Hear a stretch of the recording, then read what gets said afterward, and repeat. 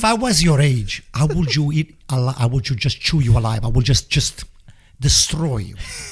Wow. Okay, you're lucky enough that I don't do anything to you because you're not my son technically. I mean, I consider you my son, but if you were my son and I see you playing the way you play, I would kill you. Wow. Guys, why don't we get into the podcast on that note? Because I feel like there is going to be a lot of Let's talk about the real stuff. We're going to talk about a lot of things. First of all, it's nice to have all of us back because we haven't all been at the table together in quite some time. The Serie A is just the craziest league in the world. We had weekend matches that we all watched, and then we had yesterday's Wednesday matches with 3 results that I don't think anyone in the world could have predicted those 3 all together, especially in the manner in which they came about. And we just had Roma that finished their match against Leicester, so we got a lot of topics to talk about. But this league is like the league that nobody wants to win. Inter had this opportunity where we've had an asterisk on Inter for a long time because they had a game in hand. They had this match against Bologna, which they tried to fight in court for quite some time. They weren't able to win it in that way. And then the game ended in the worst way possible for you guys. How did you feel about how you lost this game against Bologna? I mean, the way that we lost it is the worst feeling possibly. Like, we interrupt this podcast because we have a word from our premium sponsors of IFTV. The reason why we can do this for such a long time, they're sponsoring for the entire year, the entire season. Paramount Plus is your home to watch Serie A in the United States. You get Champions League, Europa League, everything. Conference League, Coppa Italia. What makes me very happy, Mike, and we mentioned this before, we have pre-match, halftime, and post-match coverage that is constantly on. We've got me, we've got Mike Grella, Bonetti, Dre Cordero, Papi, sometimes even Bobo Vieri, who was on live from the San Siro. We even had somebody from Venice who was on a boat traveling, showing us and documenting the beauty of Italy. Because if there's one thing I know, is that Italy is the most beautiful country in the world. It seems like Paramount Plus agrees because they want to show that, they want to broadcast that. Guys, the link in the top of our description, check it out, guys, is ParamountPlus.com/IFTV. I think you still get a free month if you go right now. Don't even wait till tomorrow. Make sure you subscribe. I think my dad told me that if you subscribe for 12 months, you get it even cheaper. Yeah, under $5. This is probably the best investment I made for calcio because there's just so many competitions that you can get. Getting Paramount, it pretty much quenches my thirst of calcio. How you're not gonna watch the European games? How you're not gonna watch Serie A? How you're not gonna watch a Supercoppa, the incredible Supercoppa? Even if you like culture, but you also like shows, you like movies. They have amazing movies, new shows. They have a lot of stuff going on, and of course, 2022 is gonna be an even bigger year for Paramount. They're doing a lot more stuff, and they're just so ingrained, I think, in this culture, and it's only gonna get better from here. The one theme that we have during this entire podcast, as we were mentioning before, is that don't judge where we are right now, right? We said the coaches, they need time. Slowly but surely, things with Paramount, the coverage is going to get bigger. It's going to get better. 2022, the ideas and the things that they want to do going to Serie A and building around the coverage is even bigger and better. So look at the roots. They're healthy. They're thriving, and I think that growing. We're gonna get to a really awesome place. But it's all thanks to Paramount Plus. We appreciate them for sponsoring IFTV, guys. If you enjoy our show, it's all thanks to them. It's thanks to them that we're able to put this on. So help support them. Link in the top of our description. Go get it. And back to the podcast. You're throwing a throw-in that should be cleared 99% of the times, 9 out of 10, and Radu completely misses the ball, and Bologna are able to score. But I mean, even from the beginning, the way that the game started looked like Inter were on the money. I think Perisic's goal was a work of art, and merit to him for having a spectacular season. It looked like Inter were turning, and the game was gonna maybe end 2-3 nothing, I would say, because Bologna for the first 25 minutes did absolutely nothing. But then, listen, you miss your chances. You don't take advantage, and you don't score that second goal to punish a team.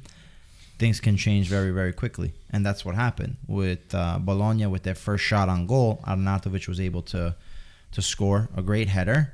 Di Marco should have done a lot better there, where he lost, I guess, the man, or just kind of ducked down instead of trying to challenge. Even being able to push him off a little bit makes it a little bit harder to put a perfect header down. And then towards the second half, you saw the Inter team kind of struggling. I knew it was going to be a tough match. And we just weren't able to put that second goal in. I was a little disappointed with the substitutions, I have to admit. I understand you wanted to put a more attacking presence on the field when he put in both Alexis Sanchez and Dzeko, but I feel that taking off Barella so early on really influenced this match because he was the only guy that was able to get that ball and bring that ball up. And I thought he was having a good match for the most part. So who's to blame now? No, I'm just saying, hold on. So, like, Dzeko literally maybe touched 2-3 balls, didn't do enough. Alexis Sanchez came in, wasn't that spark. And then even when Çalhanoğlu gets that yellow card, it's like we know already, like what Gaetano said, like anytime a player has a yellow card, Barella, Çalhanoğlu, he takes them off immediately. He doesn't want to risk going down to 10 men. But then at that point, in the last 10 minutes of a match that you want to win, you have Gagliardini in the midfield. I'm sorry, Çalhanoğlu is going to miss this game coming up. Let him finish off this game. Even if he has a yellow, he'll be smart enough to not risk. How many times do you see players with a yellow that don't get a red card? So I was a little disappointed in some of the subs. Granted, the way that they lost, nothing anybody can really do. It happens to the best. I mean, Buffon, we've seen numerous times that you get in a goal in like that, even recently with Paramount. Donnarumma, nice. We just saw Meret, right, this past weekend. So I feel bad for the kid, Radu. His first game that they had to play, he didn't know until like an hour, 2 hours before the match. And definitely a difficult one. You saw him leave the pitch, fully to blame, and he felt the responsibility. One thing that I did like were the Inter players blocking the video cameras. I think that shows a little bit of solidarity within the team. But Inter know that they lost their opportunity to at least have it. Have the Scudetto in their hands. There's still 4 matches to go, but it would be very easy to blame this on Radu, the one mistake. But clearly, they were 1-1 at that point, and there's bigger problems than just an individual mistake from Radu, because I've seen people blame him, but for me, it goes beyond that. Yes. This game, you have to win it. But don't forget, this Bologna team, these last couple of matches have been very, very difficult. Even Milan have dropped points. Juventus have dropped points.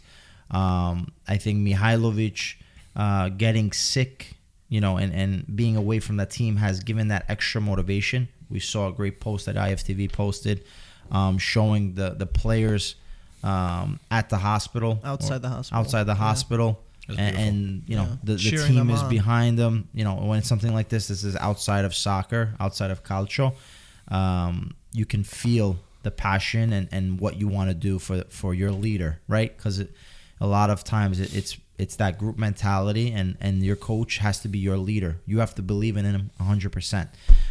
So missed chances. Bologna took advantage. Inter weren't able to finish, and we're put in a position where we're outside looking in.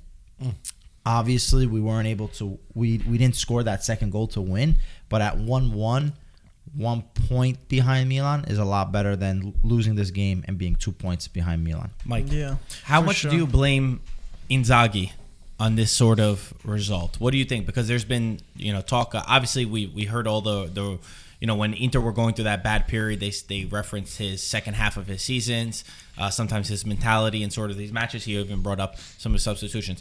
How much of this do you think came down to the coaching aspect? I think overall with Inzaghi, I've been kind of back and forth with him on him being, if he's the right coach to be coaching a top team like this. And I think it's still there for the grabbing to see if he is the right fit for Inter. I would say I'd say a good chunk of it is him as a coach, that he deserves some blame for sure. We all understand whatever. There's only so much you could do, like with what happened with Radu and stuff like that. When Handanovic wasn't gonna play, he had an injury that he was fighting off, and it was like a game time decision with that.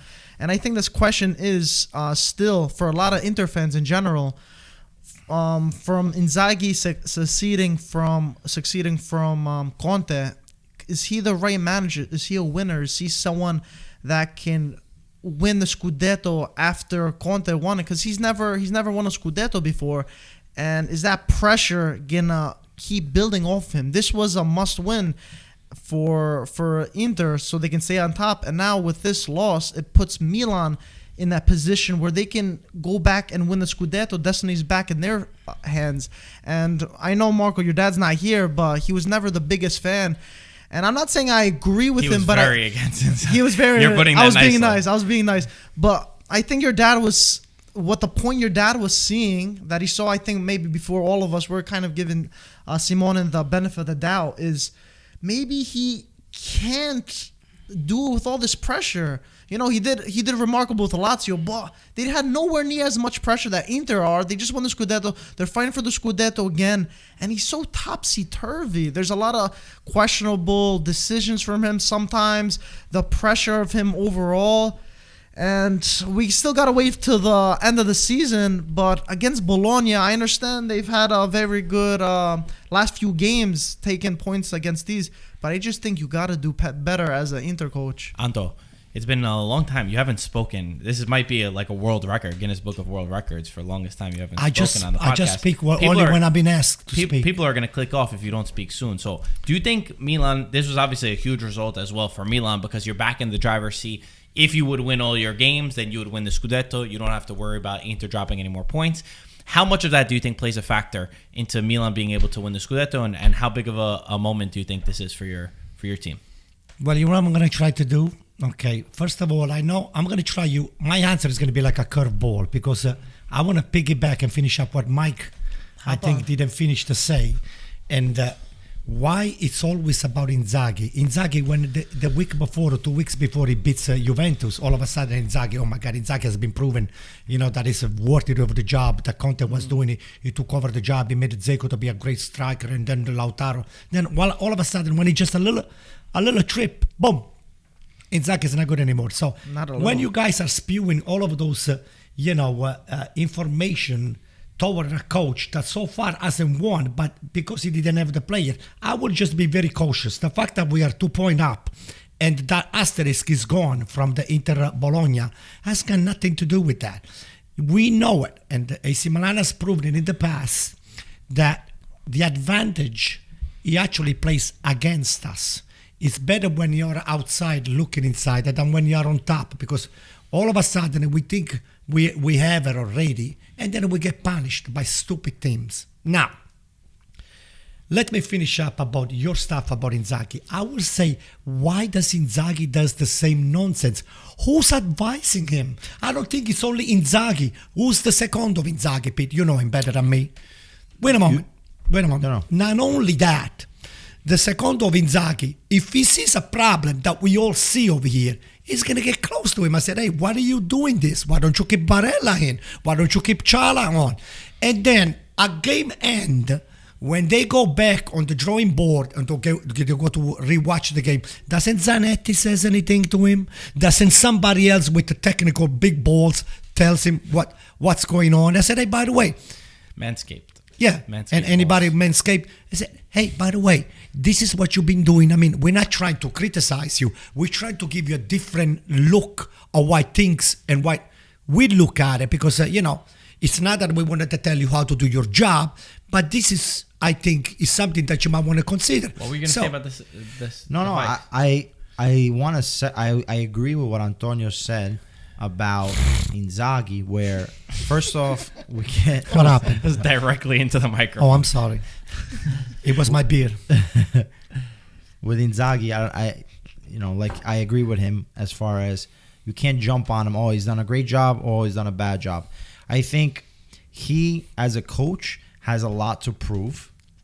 I think Conte demands a lot more respect than what he has, where I think Conte is a top coach. I know he's never done it in the Champions League, hasn't even got out of the group stage, but I think what he's been able to do with his teams have been a remarkable job, and I think he deserves a lot of respect as being that top coach. Inzaghi's still not there yet, and not because he can't be, he just needs some time. He needs to be able to win something, like Antonio referred to. And besides that, I think Inzaghi, sometimes he's so worried about technicalities or looking at the statistics, and that's where his subs have failed. I feel like every time there's a yellow card, that player is the first one to get off the field because he has some type of statistic that the chances of getting a red card and going down to 10 men. But you know what? A lot of times, you have to be able to read that game and understand and base it off of intuition a lot of times as a coach. Understanding the feeling and understanding what to do. He's made those mistakes before where, for example, the Milan game, when you're up 1-0, you can't make 4 or 5 changes at once. And that's even another point I want to bring up. But you make those 4 or 5 changes, you're changing half the team. Half those guys are not into the game. So now you have to understand that. And then Milan could get that chance. So that you have to see and be able to make those right decisions. And what I wanted to jump off on that point, guys, making those 5 subs has been beneficial for injuries and for the standard of the game. We see a lot more goals being had in the end of the games. People are fresh. But it also challenges the team because when you put 5 new players, it changes the makeup of the starting 11. And if you put these guys that are not mentally all there or ready for something, that's when mistakes happen. One player doesn't get affected, but if you have 4 new guys all of a sudden and then there's a little mistake, it's over. I think it's 100% right, and I'll tell you the reasons why. Even though you train with all of those players every other day, let's say on the field when you're not on the pitch, let's say when in Milanello, when you are at a Piano Gentile, even though you train with all of those people, some players are more technically, they like to play with the same kind of a player that they play the first 70 minutes. But then when you do this all the time, for example, you take Lautaro out and you leave Dzeko in, that is much older than him, then you can create problems over there. So I agree with Peter 100%, and I think that the 4 or 5 subs at the same time, it creates an imbalance on the team that it can actually cause the team to go in a temporary shock or freeze. So because they say, the mechanism, they're not exactly the same. They're not in the game. They're not the same. So over there, you create some sort of a not trouble, but imbalance. People, they have to just know, somebody, he has the tendency to stay wider. Another one a little bit too far up. Another one too close to the other defender. So you create, to me, an imbalance. So unless those things are being worked out during the training section, I believe these 4 or 5 subs done immediately at the same time, they create a big problems. I got a good question. We asked people on Instagram for some questions, just to move on from Inter after this. The Real Padula says, rate Inzaghi's season with Inter if they finish second place. I was actually watching a clip from our first ever predictions of the podcast. Before we did, after the Calcio Mercato, my dad had Inter in 6th place. Do you guys remember this? Yeah, I remember. My dad had Inter in 6th place. Yeah. Where do you rate Inzaghi's season? And let's be quick with this. But where would you rate his season if they finish second? Listen, if Milan win the Scudetto over Inter, I think I would give him an A-, but because he lost 2 of his best players, Lukaku and Hakimi, and he was able to replace and get the team closer to challenge, and it's still challenging, believe it or not. Because they must still win. Hey, we just 4 games away. If I claim it, I'll give him an A-, a B+. I'd give him a B-. I get the players that are out, but you still have arguably the best team on paper, and even though it would be close, a few points, I'd say that. Yeah, I'm with Mike. I think that Inter still have the best team in the league. I mean, you don't see any other team who has a problem like Perisic versus Gosens on the left side. Darmian versus Dumfries on the right side. Correa, Dzeko, Lautaro on the bench. Even the midfield, I know you could argue that Vidal and Gagliardini, they're not great substitutions. The defense, the players that could come in. I mean, they still have the most depth and they play the best style. So, and when you look at Milan's side, when I look at Milan on paper, they're more of the unit of Milan has worked more than it is technical skills. So when you look at it from that aspect, I think that it's bigger. Inter were the favorites coming into this year, and I'll agree with your rating. I would say B-.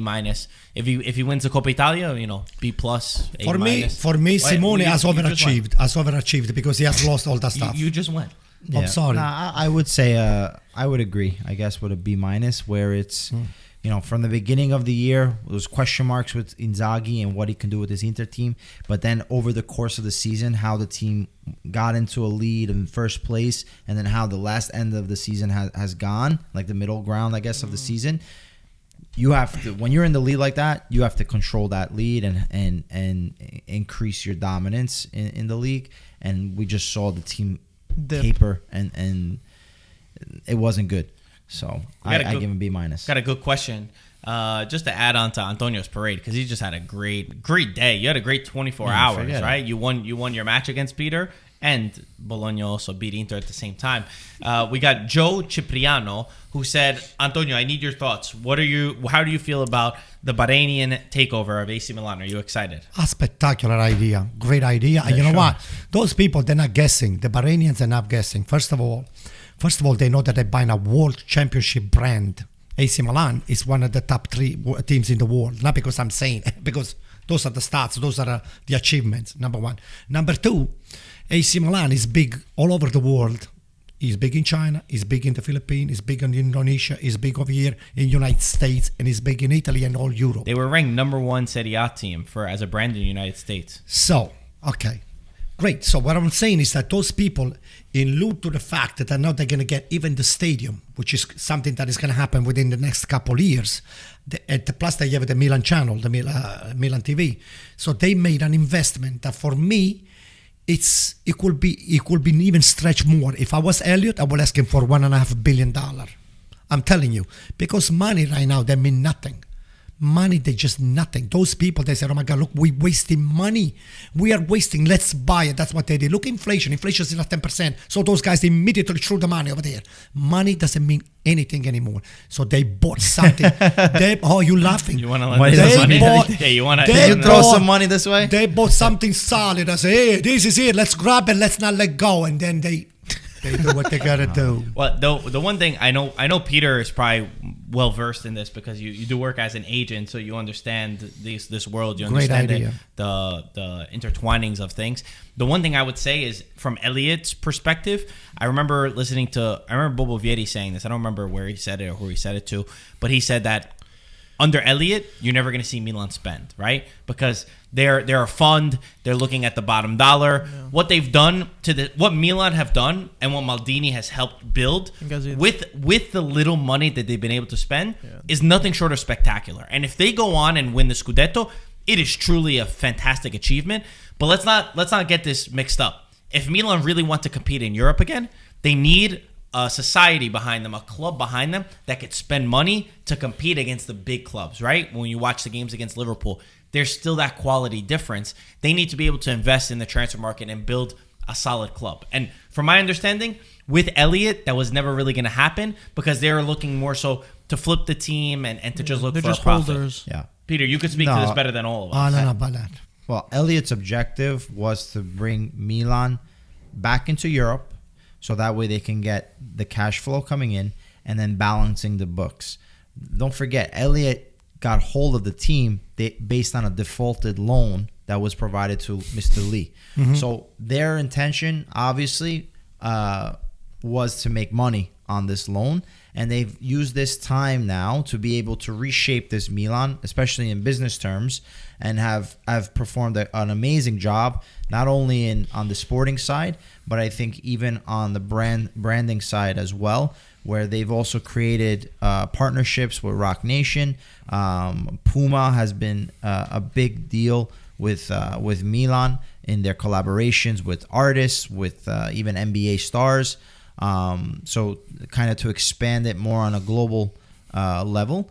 And then at the same time, I mean, the scouting has been amazing. I think the trust to keep Maldini has proven to be an absolute success story. Look at especially Rangnick look now. at Ragnick that's on his way out of Menu. And first his demise Is he in out? Menu. He's There are looking. reports are saying that he's going to leave. Yeah, there's reports that he might get the Austrian national team job. But so all that comes from, like I said, stability at the top, understanding what the objective is of this Milan team, and now they literally got the team for $300 million, and they're going to sell it for $1 billion. I don't think almost 1.2. Okay, but there's no business in the world that gives you that return. But just let me disagree with Marco said before. AC Milan, Marco, is not going to be spending big money just because Bahrain bought the team. I disagree. Let me tell you something. disagree. Let me finish. I disagree. Okay. I'll tell you the reasons why. First of all, the names that they're looking at, they're not the big names. They wanted to plug few decent players, because if it wasn't for spending money, AC Milan would go out of the way to talk to Kessie. Say, hey, by the way, Frank, I said, would you like to maybe talk? Maybe we have the new ownership, and maybe you can just we wanted to see you still playing with us or things like that. They're not doing that. AC Milan has got a strategy, I think, on their hands.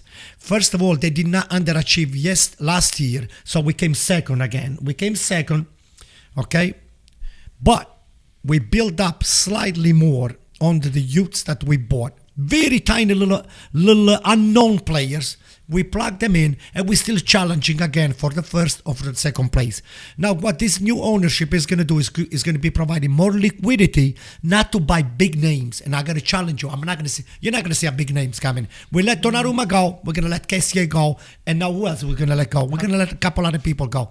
We're not looking for big names. We're looking for people that they will know how to do their job. Big names. You got to take that next step now. I think with there's the an Bahraini takeover. You got to spend 100, 200, 300 million. But we're going to get more money. if we win the Campionato, we're going to spend more. Don't you want to win more Champions Leagues in the future? Yeah, you're not going to just be doing that just by okay, let me getting just by. give you a perfect example. So what is PSG doing right now? They But that's bought not the case. just Okay, everybody, the most expensive player of the world. Case, though. What did they do? But that's one case. What do you mean one case? Look at Liverpool. Look at Bayern Munich that are spending. There's a lot of teams, European spend teams well. that spend You have money. to spend Yeah, I mean, well. Liverpool's not a good example Man because City. they spent the money. Like, if you check their spending compared to everybody else, it's actually not that high. Well, Alisson how much was their Alisson? net, yeah, but we're talking about years ago. Alisson, there's teams that spend that on every single player. Liverpool's has been just smart buys, and I think Milan has done a really good job at spending the right way. But when you want to take that next step, and if we're talking about Champions League next year, your defense and your midfield is great. I don't think you need to even touch it. That's been the backbone of your team. You got one of the best goalkeepers in the world, the best goalkeeper in Serie A. It's your attack that's letting you down. When I watch Milan play, and I see Salamakers, and I see Leao is good, when I see Brahim Diaz, and I see Giroud, I don't see, they're good players, right? Some of these guys are good players, and they've done Junior Messias, and I respect what they're doing right now. But when you want to take it to the next level, you need game changers, and you need players to a certain level when you want to achieve stuff in multiple competitions amongst a long campionato. And also so that deeper needs to be bench. the focus of Milan in this. If Bahrain takes over, it needs to be in the attack, and it needs to be in bringing in quality players for that attack. Overall, too, because if you have some players that are injured, you don't have a formidable bench that you can bring in quality players of Milan's level. So Okay, Mike, we need, as I said, for me, 3 or 4 players to plug into what we have right now. Who are you thinking? Well, I think Botman, I know it's almost 100% sure. Renato Sanchez, I'm not high on this guy here, because even though all of In these attack, rumors, what do you want? I would be happy with Berardi and Scamacca because they've been playing together in Sassuolo, and I would invest on those two guys. I love those two guys. Those two guys are deadly. When they connect, they're I'm going to telling cost you. money together. So you believe you do need a number 9? Yeah. Well, Yeah. Berardi and Scamacca, to me, Berardi on the right hand side and Scamacca right there on the middle. They will just, this is exactly what we need. You know who would be a perfect person to add into that mix? Who? Raspa. Those two guys. I like those two guys. Yeah, but no, not not Raspadori. Raspadori. You can't get. Leao. You will not sign those 3 players from Sassuolo at the same time. No. You know who I would say? Who? Go for Dybala. Those 3 guys. I got news into for your you. attack. I got news for you. If You would have. You know why? Because you He's need never some. healthy. You need some experience. I got you news need some for you. guys over there that have won and that can push you to the next level. Dybala, with the right coach like Pioli or Maldini, he would probably be, like you said, the perfect fit. But the only problem is his salary demand. If we get him as a free agent, and we say, hey, Paolo, 7 million. 7 million a year, even 6.5, the guy will sign.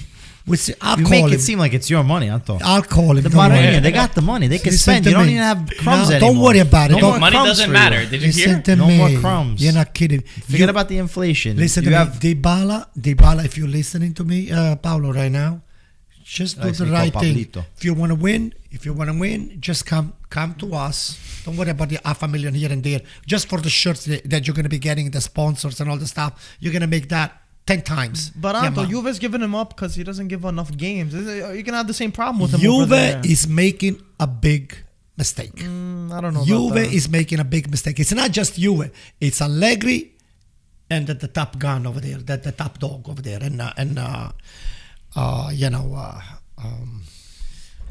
All right, we'll get on. No. I gotta spew it out of my He's mouth. like processing over Okay, there. Agnelli, listen to me. Agnelli and Allegri, they are buddy. They're making a big mistake. They already made this decision long time ago.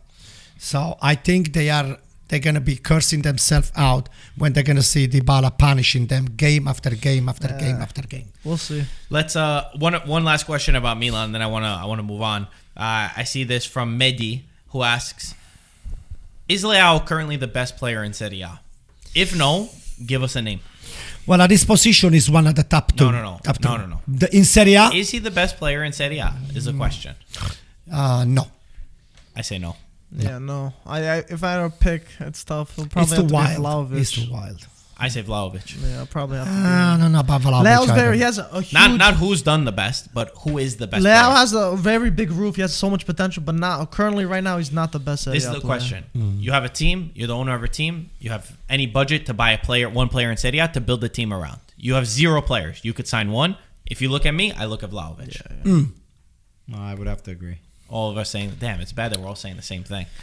I'll try. I'm thinking of someone else. Let's talk about Napoli. Because Napoli, man, this weekend against Empoli, they were up 2-0. They were up 2-0 in 8 minutes. They threw away this game against Empoli.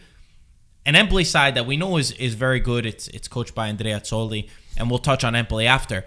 But my gosh, this Napoli side just fell apart underneath them. I already had said before, I think the match against Fiorentina was a final nail in the coffin with the Scudetto. I know people kept some people said, no, they're still in it. Now, after this match against Empoli, they're too far behind. And I feel for them. I feel for them for a couple of reasons. Because the backlash that's come from this is probably the worst part. I mean, there were reports in Italy that Spalletti is gonna leave, that De Laurentiis is not happy with Spalletti, which is crazy. In my opinion, the biggest disappointment is for Spalletti is that he set their expectations so high. Remember when they started the season? I think they had one of the best starts in their history. Where they go 12, 13 games unbeaten. They were doing amazing. He set these expectations higher than what his squad actually was. Napoli is a top 4 team. There are a lot of people at this table that didn't even think they were going to get into Champions League spot. They're built for Champions League. The fact that they were doing so good and were fighting for the Scudetto is credit to the team, and I'm not giving a justification for having fallen off because, yes, you were doing this good. You could have kept it up. They did amazing in January when there was AFCON and they lost all these players. They just overachieved, and in my opinion, reality started to hit them because, again, the fact that they're even in 3rd place is a successful season for Spalletti in his first year. You know what the crazy thing for me is? Compared to last season, I feel like, they did great in the beginning, and towards the end, there's always a falling off with them. At first, I was so big on Spalletti coming for Napoli. He was doing great in the beginning, like Marco was saying. So happy to support them. But I don't know what it is, some kind of mental block, something that's going on. It seems like maybe it's not the coach and something maybe in the locker room that it kind of fizzles down towards the end. It's like they spread themselves too thin, and towards the end, they just lose the concentration and they have a lot of lapses, which make the I just feel like this rinse and repeat the past few seasons. Do great in the beginning, and then they just fall off towards the end. Do you guys think that, or is it just me that thinks? I think the distraction with this, the fact that Insigne signed with this, and all of those rumors of this, like just Marco said, the De Laurentiis not having this 100% great relationship with Spalletti and vice versa. This is a lot of distraction to the player. They don't need to see. The locker room is not solid. There is not a real leader right now in the locker room. A lot of people, they think Koulibaly is the leader. I have the tendency not to believe that much. I think Insigne could have been the one until he really is starting to focus more on his contract than his way of playing. So and then. You guys are going way too deep on this. Having said that, you're not looking at just the reality of the situation. I don't think it's a mentality. I don't think it's the team not liking each other. I don't think it's them lacking a leader. Yeah. I think that, guys, they were just doing amazing. When you look at the squad that they have, I know you could comment. Look at Pioli and what he's doing with Milan. Number one, it's not his first year. Number two, Milan are as well are overachieving. They're having a special season. To fault Napoli for falling off in the Scudetto in the end is just a bad management of your expectations. Listen. Let me finish. Just let me respond to that. Okay, I didn't put Napoli on the high. I didn't think Napoli. You didn't put them in top four, but now you're blaming them for not winning. Not because of that. No, not because of that. I just didn't put it on the top four because I don't believe in Spalletti. That's why I didn't put it on the top four. I think this Napoli, the squad is there. Yeah, this Napoli team definitely overachieved at times in the season.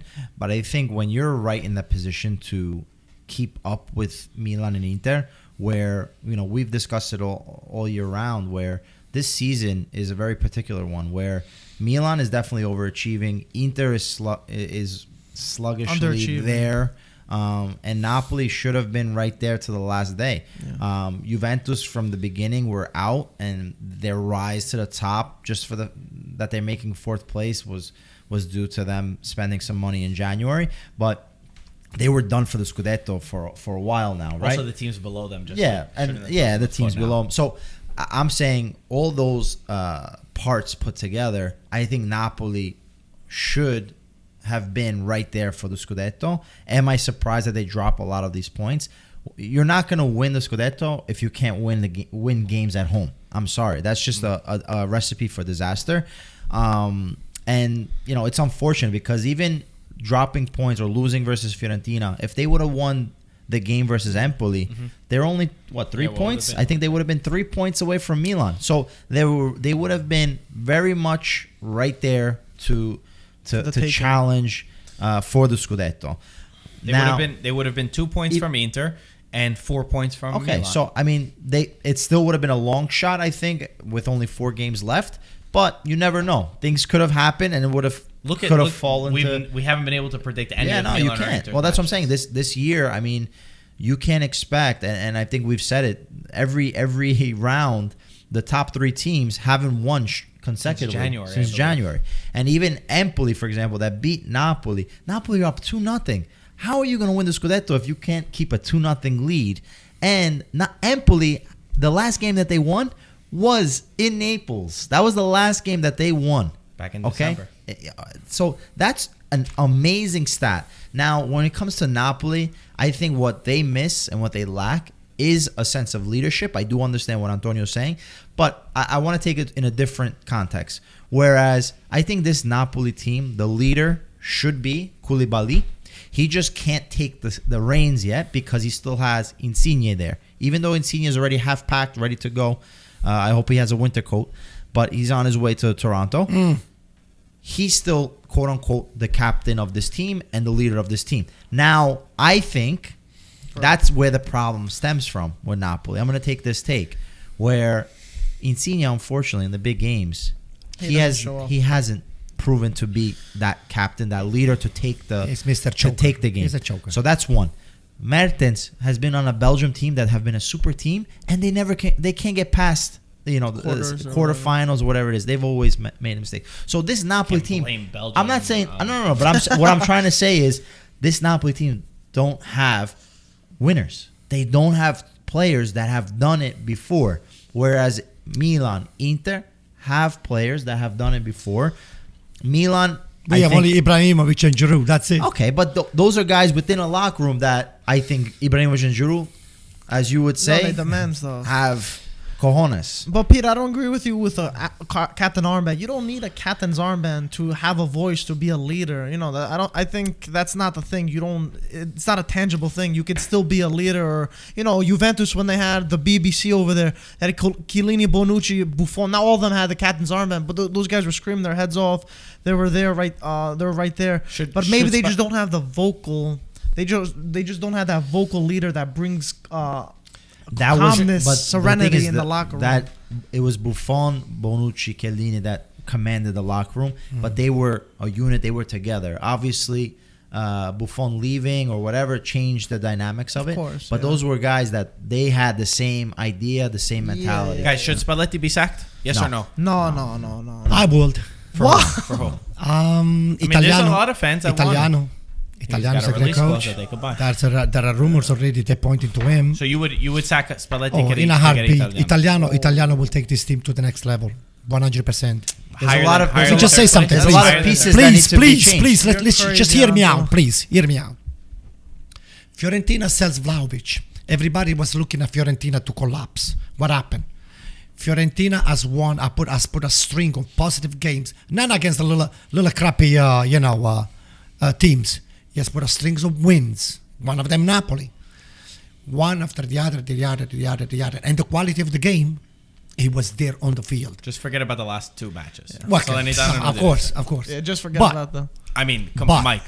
It's very hard when you're playing with the team that. Don't forget that they You lost. can't just They lost, forget about Mike. it's They not just lost. the big teams that you gotta worry about. Mike. Anybody can have. But look where they are right now. Hey, they're challenging for the UEFA. Fiorentina have done amazing. No, I'm not. The fact that they're challenging I'm for not Europe. saying that. Yeah, they've fallen off because number one, they don't have a team I'm definitely not a team saying that's that. deep enough to compete, and they've been playing every couple of days now. These games have been back to back every 2-3 No, days. I get it. It's more That is- demanding. that is a way harder task. But I Look at Conte when he has a week to prepare for matches versus when he has to coach every 3 days. That is a tough task. And this is, again, remember, this is Italiano's first year with Fiorentina. I just don't think I he- agree with you on your take about him. What he did with the team is amazing. I don't think he should go to Napoli just because I think, number one, Spalletti deserves to keep his job 100%. But also, I want Italiano to gain more experience at Fiorentina. I think he's got this sense of pride to try to bring this team to Europa League. But I think you did give an unbelievable example. I was reading his interview from a couple of weeks ago, and they asked him about Vlahovic. He said, the one philosophy that I have is that you should never rely on one player. Absolutely. He said that is the one of the biggest mistakes teams make is being reliant on one guy, because if that guy gets injured, he's not on his game. It's about the collective. And when you look at Vlahovic when he was playing at Fiorentina, look at Vlahovic when he's playing at Juventus. Has he done good at Juventus for coming in? He's done good. Does he get the same service as collective and as a unit that he did at Fiorentina? Absolutely not. Because Fiorentina plays like a team. Fiorentina plays for each other. They have a system. They have a beautiful philosophy that thrives under that, and that's why you're able to plug and plop these players. Even when Cabral and Piontek have a combined 5 goals in the Serie A. Cabral is new, Marco. Cabral is new in the Campionato, so just give Cabral one more year. I get that point, but Anto, I don't think you can throw Spalletti on the bus. First of all, Italiano still needs a lot more time to prove himself, if he's even good enough to be coaching a top team. And this Spalletti's first season. You can't just Mike. There's a lot of pros in Let's move on. Let's move on. Yeah, how many big teams did Spalletti take that he was given more than one season?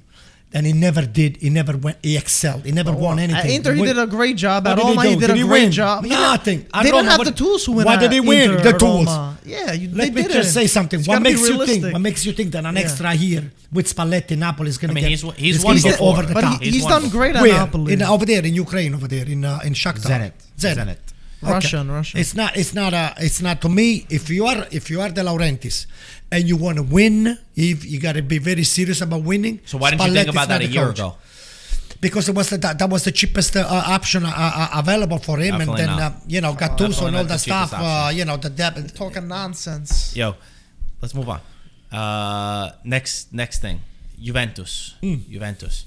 They've basically wrapped up Champions League. Top 4. They won again this weekend, which basically secures it. They even could overtake Napoli at this point because they're only 1 point behind, which is pretty crazy to think about. Also, merit because the teams below them have slipped up and they're not really putting a challenge. Atalanta has fallen off of the map in Italy. Atalanta, crazy. I don't know who's wearing Surprise. the Atalanta jerseys because it's not those players. It's a surprise. So for Juventus, how do we rate this season? They're still in the Coppa Italia where they play against Inter. They could win this trophy. They're gonna get top 4. I think we confidently say. Coming into the year, I think that when they had Ronaldo, I thought that they were going to win the league. I think when people saw Allegri come back, they saw them as becoming the favorites for the league title, especially with Ronaldo, especially with Lukaku and Hakimi leaving. How the season went, it's kind of the opposite of Napoli, right? The expectations that Juventus set early on were so low that now that they get into top 4, we see it as a success.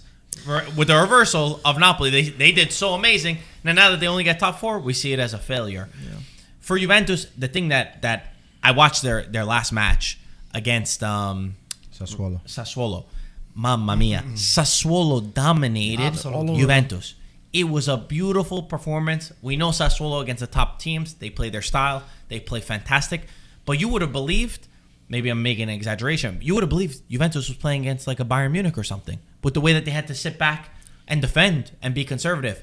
I know that they were missing a lot of players. I know that's the big talking point. But for me, even when you do have your players, you never play a dominating football. You never play a football that you see the vision, you see the ideas, you see the passes, you see that everyone knows to be in the right place at the right time. They're kind of just a team that manages games, that manages ways to win the match. Is that credit? Yeah, it is. Is it credit for a team like Juventus who are just able to counterattack and just win a match against Sassuolo and not really have a style and not really have a philosophy? For me, for the way that I see the game, I'm not impressed, and I know they won, and everyone's going to say, "Oh, you're being too harsh on Juventus," but that's the way that I see the game. It's realistic because it's just been disgraceful watching them. Despite the results that they won 2-1, Sassuolo was all over the place. I mean, hey, this is on the player to player. If you actually match them up, you see it that the value of those players and the technical level that they should have on the field, Juventus will overcast them. That I don't agree with. They do. Look, I would take the Sassuolo midfield. I would take Maxime Lopez and Fratesi over the Juventus midfield. Even the attack, I would take the attack over the Juventus attack. Besides Vlahovic. Oh, okay. Besides Vlahovic. Okay. Traore, Raspadori, Berardi, Scamacca. Forget about Scamacca. I would take Vlahovic over him. I mean, for their performances and how they've been playing this year. But if you look at the accolades, I think Juventus with the Rabiot that's won a World Cup. Morata, yeah, but that's okay. But now we're going against your philosophy. Your whole philosophy is about don't look at the name. Don't look at what they've done before. Don't look about how they're you playing.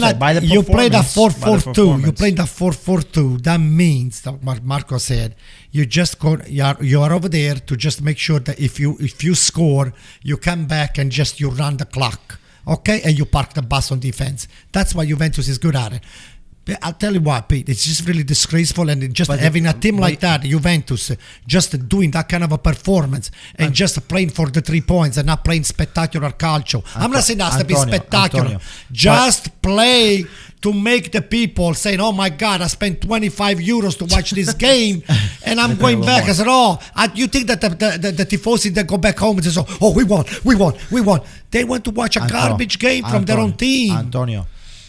When Juventus makes a decision to take Allegri, you know what you're getting. They knew exactly what they were getting into, what they were going to get, and the performances that were going to be seen on the field. What they didn't expect was Juventus to have a lackluster season, and now they've gotten into the Champions League spot, but Allegri has proven in the past that he's able to just win the games, play poorly, whatever the case might be, defend, but he's going to make sure that he puts the team on to win. And that's it. At any cost. That's the only way they look at it. At any cost. And that is based on what, like I said, the Agnelli family, what they looked at and say, we need to win. We're not looking to play this pretty football. But you're not even winning now. Oh, yeah. Now they're not winning. It was okay when you were winning the Scudetto, and then you play like that, and you're like, oh, okay, but you won the Scudetto. They want a stability. Because now you're still knocked out from Villarreal in the Champions League. Yeah. But you can win the Coppa Italia, I know, but you're not going to win the Scudetto. But it's also because it's a year where you're going to be losing or you're changing a lot of players, I think. So next year, I expect a really important transfer market. I think Juventus were smart to make that move early on, which is in January, to say, hey, we need to make a move, or we're going to risk not making Champions League, and we cannot lose those money. And they put that in. And they went after Vlahovic, who I consider to be one of the best strikers or young strikers to come. So they've put their money where their mouth is. But with Allegri, this is what you're going to get. You can put the top players, you can put all the PSG players on Allegri's Juventus, and they're going to play the same way. It's just inevitable. They'll win. With better players, you're going to win because you're going to have the players' brilliance take over in a match, but not because they play an attack-minded, free-flowing game. That, with Allegri, you will never get. And just to jump off, they went after Asadi because people were upset about Allegri and his style of play, and they figured we're gonna get somebody that plays a better football, and then they scrapped those plans right away. Went after winning. Marco, Just Peter's to clarify, got a good point. One Yeah, thing to go clarify, ahead. because I think you made a good point.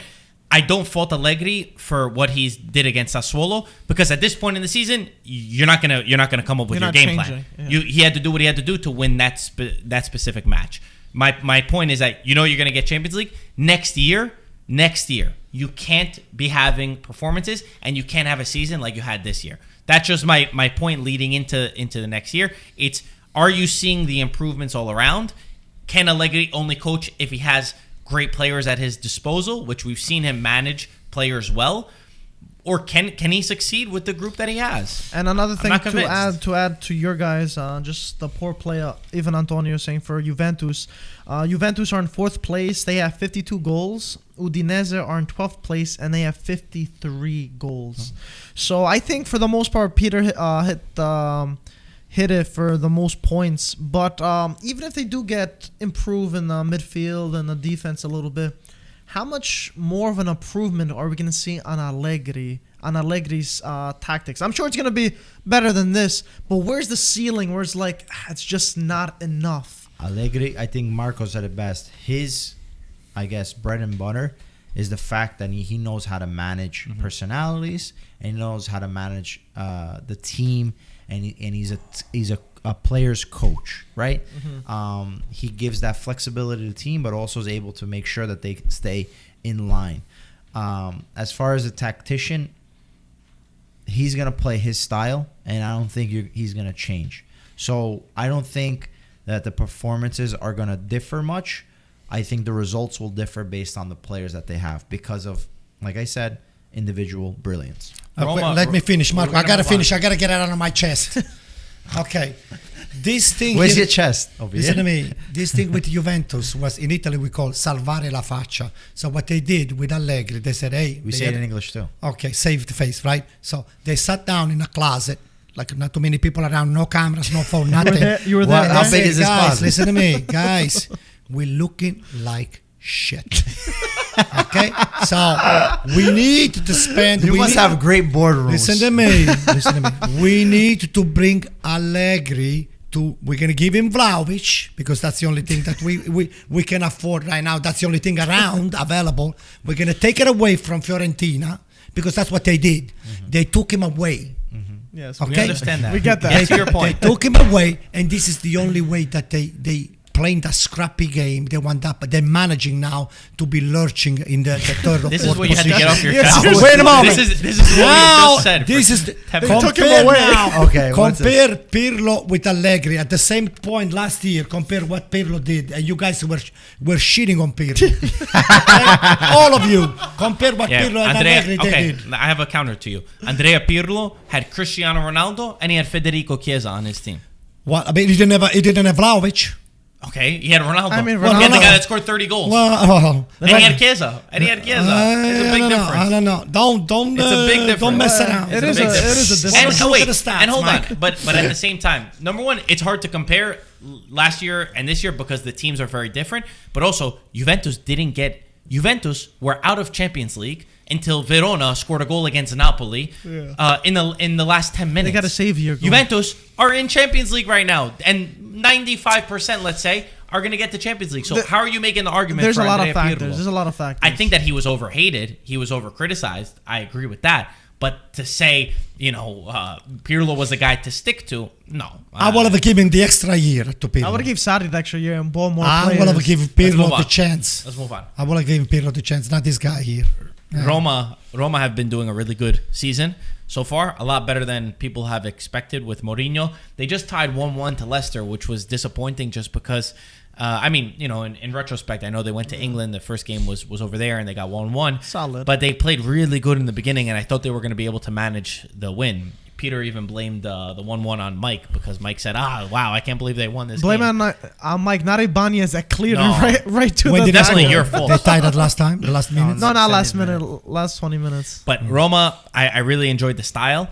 The kid Zalewski, oh my gosh, this kid is good. He's good. 20-year-old. He was born and raised in Rome, but he's Polish parents. He chose Poland. I know people were asking about that, but really good. Always makes the right decision, has courage, not scared to overstep and to make that final pass. He gave a great ball to Pellegrini, who finished it off. And by the way, Pellegrini this season as a whole, I'm not talking about the game against Leicester, Pellegrini has impressed me so much. Every time I watch Roma play, the guy is involved. He makes a forward pass. It's one thing that we constantly talk about with midfielders is, do they go backwards? Do they just play it safe? This guy always goes forward, always sends the right ball into the box. When you have a player like him, it just makes everything easier for your striker. And I feel like, character-wise, Pellegrini has been one of the guys to step up. Jose kept saying that, Roma, we saw them dip off in a lot of matches, right? That was a big thing that they were doing in the beginning of the season. Now you're seeing they've scored 7 goals in the 90th minute. They're able to come back into the games. I think a lot of that comes down to Pellegrini, who's brought this new spirit, this new captaincy to the squad, and as well as other players stepping up like Mkhitaryan. Tammy Abraham has done fantastic. The only thing for me, and this is where I get a little negative, is the defense is terrible. I mean, Ibanez and Mancini, they're not the guys that you build a team that's going to get into Champions League. And I see a question from Johannes who asks, what do Roma do next season? Because they're most likely not getting into Champions League. 5th place would be a really great finish for them, in my opinion. Much higher. That's right around where they belong. Yeah, next season, can you get into Champions League with this current squad? In my opinion, no. Yeah. In my opinion, the teams that are ahead of them are still better on paper, and unless you're invest in getting some really good players in the back, I think Serie A, as much as it's been open and we score a lot of goals now, you're not going to win a season with the defenders that they have. It is tough overall, Marco, on that point. I do feel like everyone's has Mourinho's back, though. And one big thing that I do like about Mourinho is he believes in the youth, where a lot of coaches, someone like Allegri, he doesn't really look at that. He looks at the Primavera, just like Zalewski. He's breaking out. He's gone to Primavera matches. Yeah, we got the Ghanaian kid, Felix Felix, been playing great. So he brings in a lot of Bove, exactly. So there's a lot of players that you bring in, and that's something that you appreciate as a Roma fan overall. You see that you're bringing the youth in, where a lot of coaches are scared. He puts them in, gives them confidence. And, when Mourinho gives you the chance, you're going to give everything you want for him. How do you see them next season? Next season, I'm not going to lie, it's going to be tough if they don't make transfers. But I think the Friedkin group would be ecstatic with a 5th place finish in this Serie A season. And I think Mourinho is going to get a few players like he did get in the beginning of the season and in January that he wants. So I do feel like they're on the same page with that. It's hard to say because we don't know who's gonna come in the summer mercato, but I'm excited to see who Roma will get, and that's gonna say a lot on their season. They have a lot to play with and a lot of positives to build off. But is your takeaway similar, that it's the defense that's a problem, or do you think still in the attack or in the midfield they're still missing? No, I think the defense is pretty bad overall. I think Smollin has to overcompensate in terms of a lot of mistakes, schoolboy errors in the back. So I see a lot of frustration and a lot of pressure goes on his shoulder because he doesn't have center back partners that can really help him out. So I think that's terrible. Ibanez is truly bad. He messed up for the equalizer today. Yeah, but the guy makes a mistake like 9 out of 10 times. He's very sloppy. You see how he's strange how he plays. I would say that Roma, all they need is 1 or 2 additional defenders. I would keep Mancini. They need 1 or 2 additional defenders on the midfield. They're pretty stacked up. They have a good midfield and an extra forward to help Tammy. I think Tammy needs to keep Shamorodov. It's not. He was good in the beginning. I feel like he didn't get him and Mourinho. So I know it has to be. I will just get somebody else to keep company to Abraham, because Abraham I think can be a lot more deadly if it's supported. Because Abraham draws a lot of attention. Yeah. But if you get somebody else to draw more attention to the other player, Abraham is going to have a lot more room to be as deadly or more deadly than he is right now. And at times, even with this Roma, when they have suffered, it's because Tammy is by alone a lot of times, besides the defensive mistakes. So I think Mourinho here, he's implemented this 3-man back line. He's usually played with a 4-man back line. Does next year change based on his players? Does he change formation? Spinazzola back too. To change, to have a different side. I don't know. Be optimistic. But remember when we said October? January. Well, I mean, listen, I think this year coming back, it's gonna be different. Yeah, but it it just stopped recently. they're not going to risk him. They won't risk him it's for not 4 worth it. games. So what kind of what nature was his injury? His Achilles. Achilles. Oh. Yeah, it's bad. It's bad. Well, you're finding out now. It's happened in the Euro. I thought it was Happened something 8 months ago. Something was with ligaments. I had to do something with ligaments on nearby the knees and all the stuff. I don't think so. Okay, So I think definitely, for them to get into Champions League, they need an experienced defender, right? And then somebody that can partner with Tammy. And I think Pellegrini is definitely going to take this role where he's got to be that outright leader because, as you mentioned, he makes the right passes going forward. But at times when he doesn't play well, the whole Roma team suffers. One thing, I don't know if you guys know, did you guys hear the story about him before the Derby della Capitale? No. He had a fever. He was in bed 24 hours before, sick. They told him you shouldn't play this game. They didn't want him to play, but he is Roman born. He's a son of this city. He understood what it means to the Roma fans to play in this match. He had a fantastic match in that one as well. He scored the free kick. That's the kind of character, the kind of leadership. I'm not saying that, if you're sick and you can't play, it's one thing. But, just the fact that he's dying to play for the club and he understands really what it means. I always think those kind of things, they really matter at a club. I think about Totti. I think about De Rossi. He has a long way to get to that sort of level. But I think he's shown the signs that he can be that player for Roma. È un palleggiatore. Cassano calls him un palleggiatore. It's a Cassano. When Cassano calls somebody un palleggiatore, he means that he can handle the ball. He doesn't really do the safe. He doesn't go on the safety side by side. He goes over the top and he just takes the person one-on-one. Let's talk quickly, and then we got to wrap up. Lazio obviously lost to Milan. There's been kind of like a mixed bag of like what has Sarri's season been with Lazio and what they've kind of achieved. They have a lot of drama and I feel like a lot of internal conflicts between the team, right? They did a really good first half against Milan. I like their attitude. I like the way they played. Ciro Immobile, he scored the goal. And then in the second half, they kind of gave up. They kind of decided not to fight. They decided not to battle for the rest of this match. And then, again, similar problem, what I say with Roma, that we've said since the beginning with this team, the defenders are atrocious on Lazio. I mean, Acerbi, I see that he's linked with a move to Inter and Juventus, and I say, what are Inter and Juventus even looking at? This guy Acerbi does not belong at Lazio. Not just because of the smile afterwards, whether you believe it, whether you don't believe it. I don't care. I don't care about that side. I care about how he plays. What are you doing? Like, what is going on? I named Sassuolo gonna take him back, bro. I would not have Acerbi. I'm sorry. I love his story. I love what he's given. But he is, if Lazio wants to compete in Europe, again, you're not going to get there with the defense. The attack, I like the attack. I love the movements that they make. They have the midfield to be able to do that. They have the service. They'll have a striker that scores a lot of goals. And guess what? Immobile probably bails them out a lot of times because he's able to put the ball in the back of the net with a chance and score a goal because their defense is the thing that hurts them. And even Strakosha, who I don't like as a goalkeeper as well. Now, the blame on Sarri, I think you got to stick with Sarri. There's no point of Antonio looking at I will suck him right now. I will suck him right now. Who would you get? Anybody. I mean, this guy here is. You guys you just putting so much value to just because he has won with the top of the line players. This guy here, he doesn't have a system. What is he playing? Look at the results that we're watching right now. How the hell are you allow Lazio to be disgraced? They're pretty much exactly where I would expect them. They're in 6th place. That is where the team belongs.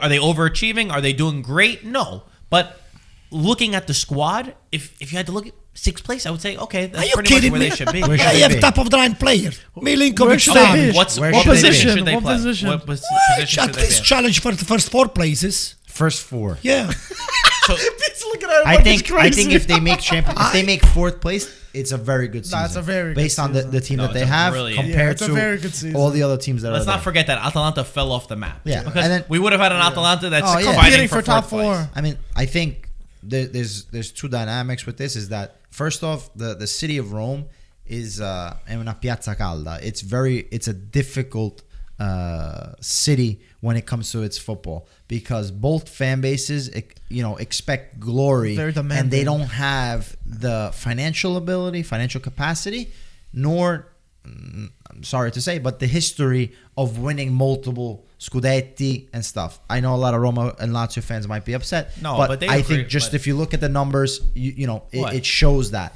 they didn't win. Lazio haven't only with Kinada. Yeah, so.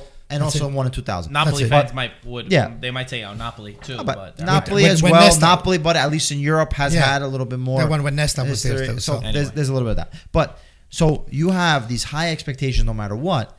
The team, I think both Roma and Lazio are right there. The difference between Sarri and Mourinho is a charismatic coach. He knows how to handle pressure. He knows how to divert certain things. Whereas Sarri kind of internalizes a lot of stuff, and I think you see it in the play where there's always these question marks. Oh, he can't, from the beginning of the season where, Luis Alberto, Milenkovic, Savic can't play together. Mourinho would have been witty or quick to be able to change the conversation and not be on the players, but on himself. And have that flexibility within the team. Whereas Sarri, with the press, he might say certain things.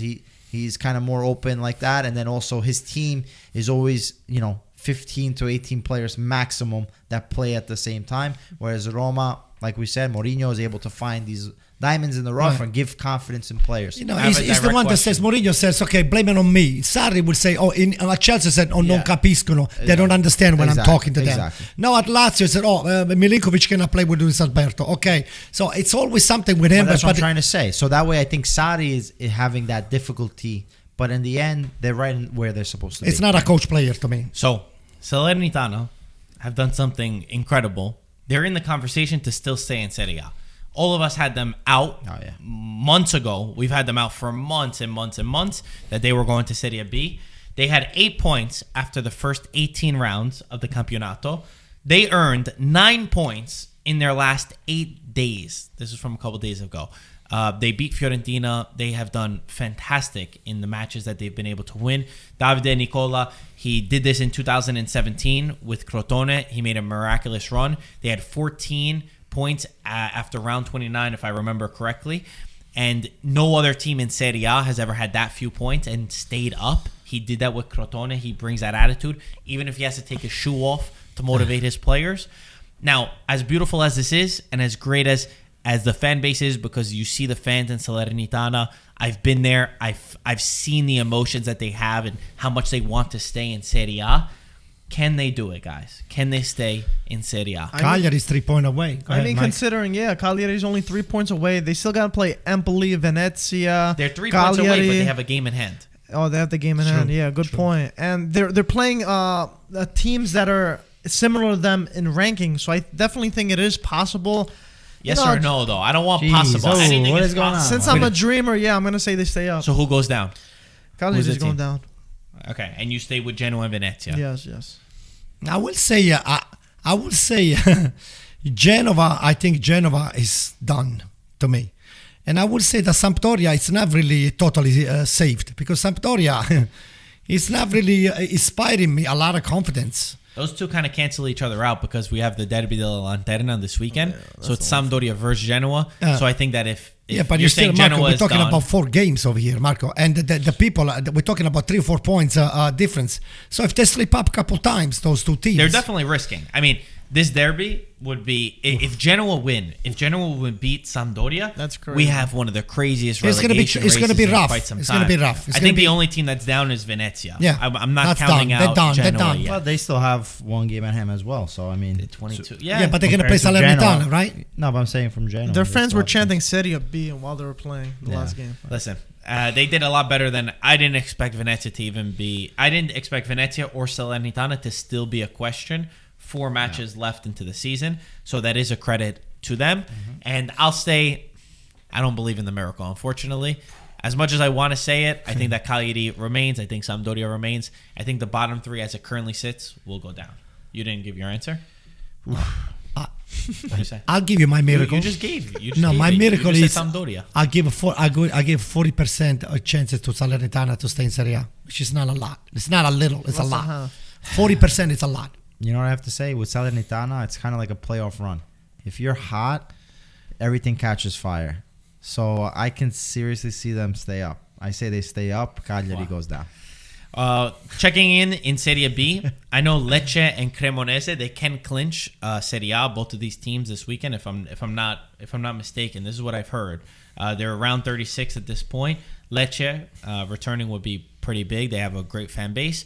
The one thing that we're very interested in is obviously Ascoli, because they're in a very good position right now. They're in 7th place. They have a crucial match against Cremonese to try to spoil the party and to try to get them in the playoffs. Reminder that Serie B is number one, a very difficult league, but number two, anything could happen, because if you get into this playoff run, it's a team from 3rd place to 8th place that fight it out in this incredible battle to get to Serie A. And oftentimes we see teams that are, it's not always the 3rd place team that goes through. Sometimes it's one of the lower ones that are able to make this run. We're going to have a lot of exclusive content coming with Ascoli. We might have Matt Rizzetta, the owner, come by for one of the matches. Come by where? Over here? I'll be nice. Matt. Can you imagine if the team could get promoted and we have him here to be talking about it? I mean, some hype for that is, Marco was saying, even the lower league team, Venezia, last season they got promoted to Serie A, and they were one of the lower teams in the playoffs that did it. And also, Ascoli need a win to clinch playoffs to Serie B. They're going against the 2nd place. So Cremonese is very tough. They also need a win, and they clinch Serie A. So it's going to be a big... it's a good game. A very big game. Saturday, 8 a.m. Eastern time, Cremonese against Ascoli. Okay, maybe we can watch it with Matt Rizzetta. Matt, are you going to have the show? He's not coming by this one. Huh? I'll tell you the no, date. He's coming maybe he's going to invite us over there. There's still plenty of games. He invited us, but he didn't invite you. Oh, crap, Matt. Man, I have to take back all the nice things that I said about you. It cannot be possible. He's messing with me. Yeah. So, Matt, first of all, if you come over here, we'll have a spectacular time. And then during the first and the second half, we'll do a little billiardino with Nicola, because he's, you and Nicola can win. Did he beat you? Nicola, I'll allow him to win once in a while. What a good guy. But, why we're talking about Ascoli, obviously, because Matt and Nicola, they're our friends, number one. And then we want them to do not just well, extremely well, because we want them to fight against Juventus, Inter, not AC Milan. AC Milan will cut them the slack. But Juventus and Inter, we want them to challenge. For those that don't know, Matt Rizzetta and the North 6 group, I should say specifically, own a minority share in Ascoli, and we work hand in hand with them. So it would be pretty crazy. They just joined as owners this year, and for them, if they could manage to go to Serie A, cross your fingers. It would be something special. But again, they are having a fantastic season either way, just to get into the playoffs, to be able to live that experience with them. What percentage you give to Matt to make it to Serie A? To be able to get this content, this exclusive sort of content, and who knows what's going to happen. If they could go a little bit far, maybe we'll send Antonio. Hey, would you go to Ascoli? Oh my God! If we send you there to create some content, would you? In a heartbeat. We'll staple a GoPro to his forehead. Yeah, we don't have to staple it. They have in a devices. heartbeat. Yeah, I know, but I want to staple it to Antonio. In a heartbeat. First of all, what kind of percentage you give to Ascoli to come in? Let's get them to win. I want them to win against Cremonese, and then I give 35%. The thing is, Anto, it depends how high they finish on the table, because that's going to be favorable. The higher up you go, you play the lower seeded teams. So there's still plenty of games. I gotta play a little bit of the mind. I'm learning from Antonio. Now that I have a vested interest that I want them to go through, I gotta play the mind games of not hyping them up too much. We conclude the podcast. Are you good? No, Mike. What are you saying? 30%, 40%? I'm going to say 40%. 40%. Oh boy, Pete, what are you saying, Pete? I'm confident. I think in the playoffs, the ball is round. Anything can happen. Oh, so what happened? The ball is square right now? The ball is round. What happened now? The ball is square? What the hell? It's a little bit off-centered. Oh, okay. I would go with a 30% chance. Just to keep What do you say? You keep asking us the question. I will say I'm going to put the lowest expectation, because it's better to be angry for the game and just say, oh, look, Antonia's giving us 25%. So I would say they're going to be 8 teams fighting, right? So I would say 25%, because six teams, right? Six teams in playoff. Because I want them to disprove me, not because I want them to win 100%. But we got it. We got that. We understood. You play my mind game right now. Understand the logic. We understood. Okay. Yeah. Anything else, guys? Anything else? Guys, I guess I have to apologize because yesterday I was screaming over the Radu beauty, and the fact that Did you see his video? I saw it. I still am mad at my voice. I don't understand why every You time. don't understand why. Do you want me to show you the video why? No. But He said, thank the Lord. He answered my prayers. Thank the Lord. Jeez, what press this? But Anto, after that game, Sansone, the goal scorer for the second after that Radu's goal, Howler, yeah. He said, Sansone said, I hope Maldini or someone from Milan calls me at least for a loan so I can play in the Champions League. Would you take him now? Listen. First of all, Inter is still going to win the Campionato. Let's not go back with the mind games. Let's not go overboard, okay? So, for now, we're going to leave another day to see what's going on. So, this Right. weekend's going to Pete, be good. I want you to be happy, okay, Pete? That's all. What a good guy. Very good. Yeah. Guys, as always, thank you for watching the podcast. Make sure you like, make sure you subscribe. As always, we'll talk to you soon. Ciao, guys.